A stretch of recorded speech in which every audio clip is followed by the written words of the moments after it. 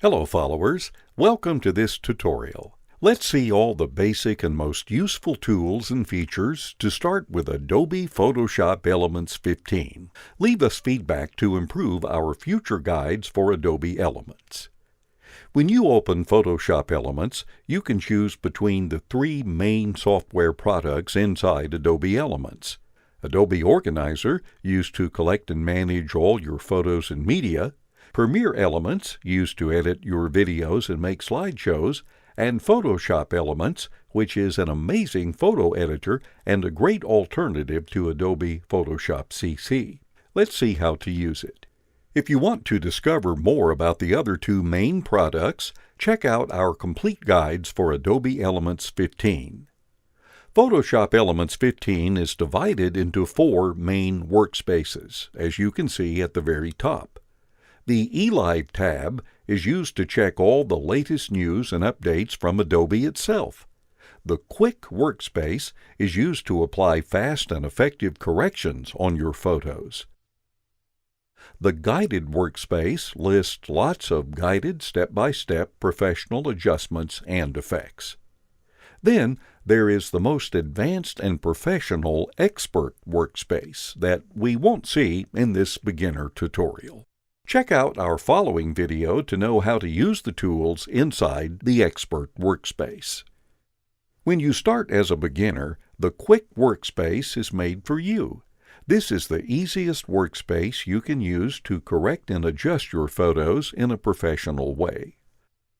First of all, import all the photos you need to adjust by clicking on the Open button in the top left corner.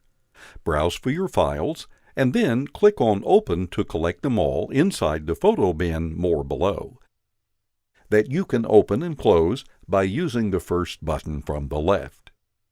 The preview that occupies the workspace shows the photo that is selected from the Photo Bin button, which is ready to be edited and corrected through the Quick tools on the left and the adjustments and the effects on the far right.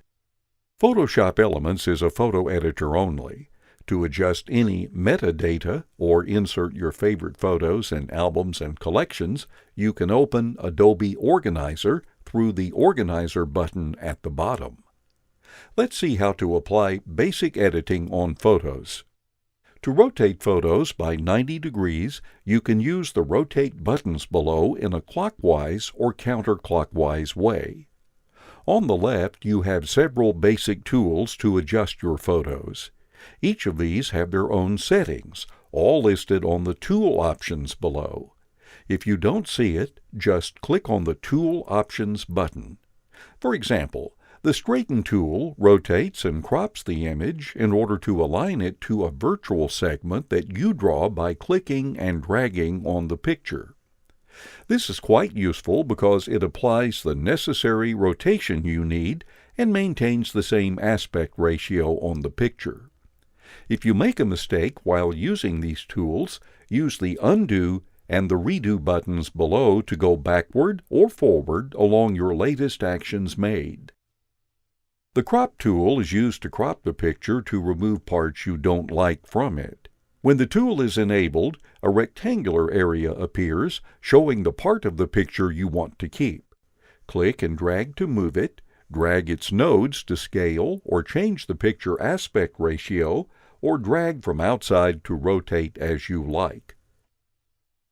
Once done, just apply with the green check mark. To enhance a person's appearance, you can use the Red Eye Removal tool and the Whiten Teeth tool. The first one removes red eyes. Just click and drag to create a selection area above it. If this includes just the eye, it will be corrected according to the setting on the tool options. If you use the Whiten Teeth tool, it is sufficient to click and drag to select the teeth to make them brighter. To use these tools precisely, zoom in and out the photo by using your mouse wheel while holding Alt down. If the photo preview is quite big, you can pan by holding the spacebar key and clicking and dragging on the picture. Besides tools, you also have other panels on the right, collecting amazing adjustments and effects. Respect to the tools, these do not need to be brushed on the picture since these are always applied on the whole photo that is selected. The Adjustments panel collects everything you need to improve your general photo appearance. For example, SmartFix collects several templates ready to use in order to regulate the photo appearance. Exposure regulates the photo exposure by using the bar above or picking a ready template between the ones shown. You can simply hover on these to check what they look like on the direct preview. Lighting sets the brightness level on each side of the photo, such as the darkest sides with shadows, the brightest ones with highlights, and the mid-illuminated ones with midtones. Inside color, you can use saturation and vibrance to regulate the amount of color, and hue to set the color. Whereas to add a color filter, use temperature and tint under Balance. Use Sharpen to adjust clarity by adding blur or to make the picture sharper. While you correct and adjust the photo, it is quite useful to compare it with the original one you had at first. On the View bar in the top left corner, you can select Before and After to see the effects of all your modifications. You can also apply all these adjustments on selected parts of the photo only by using the selection tools, all collected inside the first tool on the far left. When you enable a selection tool, click and hold on to extend a selection area. If you need, you can browse while holding Alt down to remove and refine such selection. Then, when you are ready, just apply your favorite adjustment. This will affect just the selected part on the preview. To deselect all, just use the Escape key. You also have other advanced tools to make your photo special. For example, the Text tool is used to add text on your picture.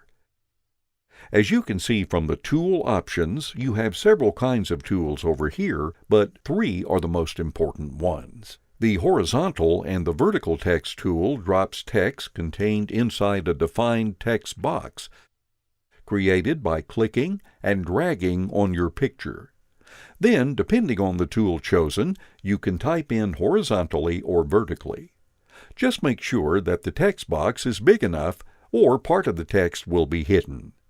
In this case, just enlarge the text box by dragging its nodes.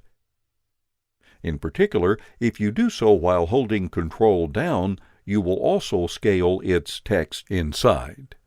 Once you have the text, you can use the tool options below to adjust the text properties and color. A second kind of text is the one that follows a vector path. In this case, you have to draw the path first and then type it in. For example, if you choose the Text on Shape tool, click and drag to drop the shape, and then click on one point to start typing from there. Make sure to regulate the text size correctly, or part of the text will be hidden as soon as all the path perimeter is covered. If you choose the Text on Selection tool, you will have to click and hold on to create a selection area. Its perimeter will define the path that the text will follow. The Text on Custom Path tool is the same, a little more advanced because it uses the Pen tool. We won't see it in this video. A third type of text allows you to make a selection area or a type mask with the same shape of the typed text. In this way, if you apply any adjustment, this will affect the photo by following a cool text shape. Once text is made, remember to click on the check mark below to apply. Whatever the kind of text, its content is always linked to its container box. If you hold Control down and click and drag, you will move the text box, but also the text inside it. So you can rotate both by clicking and dragging from outside while holding Control down. Besides the adjustment panel, you can use the Effects, the Textures and the Frames ones to apply several ready templates on your picture. Click on one to apply it on your picture, and if you do not like it, just use the Undo button.